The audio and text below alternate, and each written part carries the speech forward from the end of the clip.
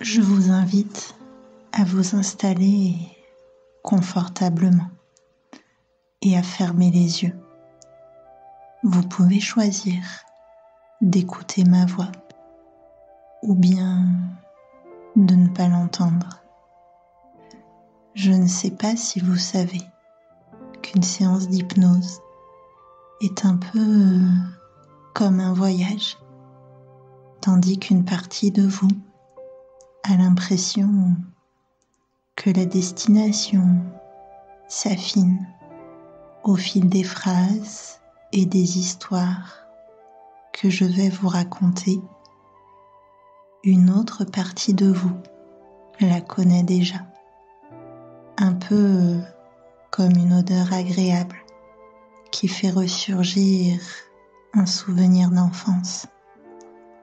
Votre partie consciente peut être surprise alors que votre inconscient se réjouit déjà de replonger dans les sensations de bonheur qu'il a déjà expérimenté. Et pour ce voyage intérieur, nul besoin d'étudier de cartes. Il vous suffit de vous laisser guider par ma voix ou par vos pensées, à moins que vous préfériez laisser libre cours à vos pensées sans les guider et les retrouver plus tard, comme un bâton de colle dont on sent la douce odeur d'amande avant de l'apercevoir, ou bien l'apercevrez-vous après avoir senti la douce odeur d'amande. Et je ne sais pas, je ne sais vraiment pas dans quel sens vos sens interviendront. Ce que je sais, c'est qu'ils le feront en harmonie, un peu comme les 3 notes sur un piano qui forment un accord parfait, doux et mélodieux. Et je ne sais pas si vous savez que le son est une onde et qu'il peut se propager sur l'onde en onde aux reflets spiralés et irisés s'insinuant entre les racines des arbres de la ripisylve longeant les berges. Et peut-être avez-vous déjà vu ces ondes se propager à la surface de l'eau, poussées par le vent. Et quand on y pense, c'est un peu curieux d'imaginer que l'on peut un peu voir le vent dans les rides de l'eau, comme s'il fallait plonger au ras du sol pour matérialiser l'air qui se déplace de place en place, de ville en ville, bien souvent jolie par ailleurs, qu'elle soit ici ou ailleurs. Et bien souvent, c'est lorsque l'on cherche le sens des phrases que l'on a déjà plongé en hypnose. Oui, l'hypnose a cela de magique qu'elle intervient toujours au moment opportun, avec la bonne profondeur.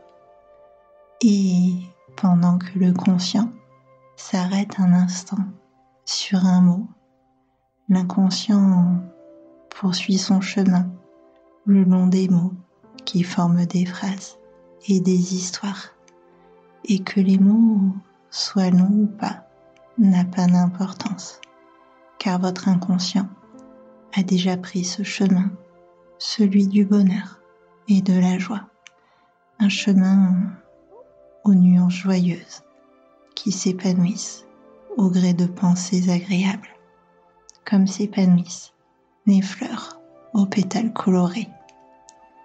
Car c'est bien la joie, le bonheur et l'agréable qui sont invités dans cette séance d'hypnose dans ce moment de douceur que vous avez choisi de vous offrir aujourd'hui. Et cela me fait d'ailleurs penser à une histoire. Oui, j'aimerais vous raconter l'histoire d'une jeune femme qui aimait les fleurs et les plantes vertes en général. D'aussi loin qu'elle se souvenait, elle avait toujours été attirée par les plantes. D'ailleurs, sa couleur préférée était le vert. Elle avait appris à s'en occuper, à les planter, les repiquer, les bouturer, les soigner aussi. Elle avait parfois eu de la chance et parfois moins. Mais petit à petit et grand à grand, elle avait réussi à allier la vie citadine en appartement avec son amour des végétaux. Ses amis connaissaient sa passion et lui en offraient souvent. Et comme la jeune femme adorait apprendre et découvrir de nouvelles choses, ses amis s'ingéniaient à lui offrir des plantes originales. C'étaient parfois des plantes rares, venues de loin, parfois des plantes anciennes qui étaient tombées dans l'oubli, un peu comme ces variétés de courges, aux formes et aux couleurs extravagantes. Parfois, c'étaient des plantes communes. D'ailleurs, un ami lui avait offert un géranium rouge, comme on en voit sur les balcons. Il avait un peu hésité, mais avait suivi son intuition. Et la jeune femme avait été enchantée. Ce géranium se démarquait au milieu de toutes ces plantes différentes, rares et exotiques, car ce n'était pas tant la rareté ou l'originalité des plantes que la jeune femme recherchait. Non, ce qu'elle aimait, c'était de les reconnaître comme une pièce unique. Et lorsque, l'année suivante, son ami l'avait vu bouturer le géranium, il s'était étonné. En faisant cela, tu auras 2 plantes identiques? Non, pas vraiment. Tu vois, celui-ci est dans un pot brun, alors que celui-là est dans un pot jaune. Lorsque je regarde une plante, je la prends dans sa globalité, les fleurs, les feuilles, les tiges, le pot et même le tuteur et les décorations que j'ajoute. Je vois la plante et tout son environnement, tout ce qu'elle côtoie. Donc chacune est vraiment unique à mes yeux. Et son explication avait fait réfléchir son ami à sa propre vision des choses. Il avait essayé de voir ce qui l'entourait comme un tout, et non comme des pièces de puzzle isolées. Et même pour lui, il n'était pas un homme de 35 ans, expert comptable, habitant un appartement en ville, et toute la somme de ses expériences. Non, il était la synthèse de tout ceci, et bien plus, de sa culture, de ce qu'il aimait lire et faire, et de s'envisager en mouvement constant, lui fit un bien fou. Il se rendit compte que les mots qu'il mettait auparavant pour se définir lui faisaient voir un seul chemin possible. À présent, c'était comme si son horizon s'élargissait et qu'il pouvait prendre le chemin qu'il voulait. Tous les chemins étaient déjà là. Il ne les voyait juste pas.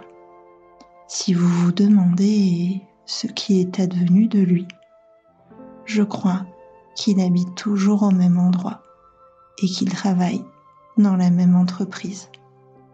À la différence près que c'est un choix qu'il a fait, conscient qu'il pouvait faire autrement s'il en avait envie et qu'il pourrait toujours faire autrement le jour où il le voudrait. Et je ne sais pas ce que ça vous ferait de voir toutes vos facettes dans leur globalité, de voir à quel point vous êtes une personne unique, dont la symphonie personnelle est bien plus que la somme des notes accumulées, un véritable cadeau pour vous et pour les autres. Ce que je sais, c'est qu'un jour comme aujourd'hui est le jour idéal pour commencer et pour savourer pleinement votre journée. Et pour en revenir à la jeune femme de mon histoire, il arriva un jour où elle dut déménager. Elle avait choisi de postuler pour un autre emploi en Nouvelle-Calédonie. En posant sa candidature, elle savait bien qu'elle devrait se séparer de ses plantes lorsqu'elle serait prise. Elle donna les plantes les plus exotiques, celles qui nécessitaient que l'on prenne soin d'elles, qui avaient le plus d'exigences. Ses amis furent surpris là aussi. Elle qui avait toujours été très prolixe lorsqu'il s'agissait de parler de ses plantes, elle les donnait en se contentant de transmettre toutes les informations pratiques pour leur bonne santé. Lorsqu'ils lui demandèrent pourquoi, elle avait répondu : « Chaque plante va vivre une nouvelle vie avec son nouveau propriétaire. Ils vont apprendre à se connaître, s'habituer l'un à l'autre. Mais si je raconte comment la plante et moi nous fonctionnions ensemble, alors je vais influencer son propriétaire. Si je lui dis que je l'arrose tous les matins, alors qu'il est plutôt lève-tard, est-ce qu'il va se forcer à changer ses habitudes ? Est-ce qu'il va d'emblée juger la plante pénible, alors que c'est juste moi qui me lève de bonne heure ? Je préfère qu'il se découvre sans le filtre de mon expérience. » Et là aussi, cette réflexion avait fait réfléchir ses amis, notamment une de ses copines, qui se rendit compte qu'elle faisait exactement la même chose avec ses enfants. Lorsqu'elle les confiait à une baby-sitter, elle ne pouvait pas s'empêcher de décrire toutes les bêtises et les comportements déplacés qu'ils pouvaient avoir. Et systématiquement, quand elle rentrait, la baby-sitter avait passé une mauvaise soirée avec des enfants survoltés qui ne l'avaient pas écoutée. Elle se promit que la fois suivante, elle donnerait des instructions objectives. Et lorsqu'elle avait dû de nouveau faire appel à une baby-sitter, tout se passa très bien. Mais ça, votre conscient l'avait déjà anticipé, tandis que votre inconscient, lui, est en train d'anticiper la sensation de bien-être que vous éprouverez la prochaine fois que vous observerez une situation de manière objective, débarrassée des filtres d'interprétation, des émotions du passé, et pouvoir ainsi apprécier votre journée. Et pour finir avec l'histoire de la jeune femme qui aimait les plantes, vous vous demandez peut-être ce qu'elle a fait avec les plantes les plus rustiques. Elle avait repéré, au bord d'une route, un coin de terre laissé à l'abandon. Un bâtiment avait été détruit et, à cet endroit, coincé entre la route et le nouveau chantier, la terre était jonchée de gravats. Et la jeune femme avait amené des sacs de terreau et avait installé ses plantes dans cet endroit insolite. Les gens s'interrogeaient. Comment, après avoir passé autant de temps à s'occuper de ces plantes, parvenait-elle à s'en séparer si facilement ?